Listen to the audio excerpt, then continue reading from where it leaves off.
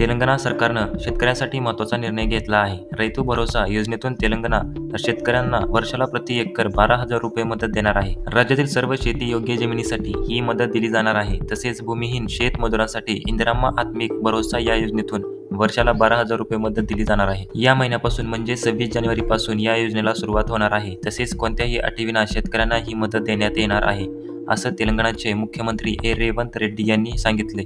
तेलंगणा सरकारने नव्या वर्षात शेतकऱ्यांना दिलासा देण्यासाठी काही निर्णय नुकतेच जाहीर केले. त्यातील महत्त्वाचा निर्णय म्हणजे रैतू भरोसा योजनेतून शेतकऱ्यांना देण्यात येणारा निधी वाढवण्यात आला आहे. आता मदत मिळणार नाही अशा जमिनी कोणत्या असतील ते सुद्धा पाहूयात, ज्यामध्ये बिगर शेती उद्योग असलेल्या जमिनी, खाणकाम, डोंगर, रिअल इस्टेट, प्रकल्प उद्योग किंवा अन्य गैर शेतीसाठी वापरलेल्या जमिनींनाही मदत लागू होणार नाही. तर तेलंगणा सरकारने लागू केलेल्या या दोन्ही योजनांचा उद्देश आहे की शेतकऱ्यांना आर्थिक स्थैर्य मिळवून देणे. यात शेतकऱ्यांचा विचार करण्यात आलेला आहे. तर मित्रांनो, तुम्हाला काय वाटते? महाराष्ट्र सरकारनेही अशा योजना आणल्या पाहिजेत का? तुमचं मत आम्हाला कमेंटमध्ये नक्की सांगा. तसेच आपल्या चॅनलला अजूनही सबस्क्राईब केलेलं नसेल तर सबस्क्राईब करून ठेवा अशाच महत्त्वपूर्ण व्हिडिओसाठी.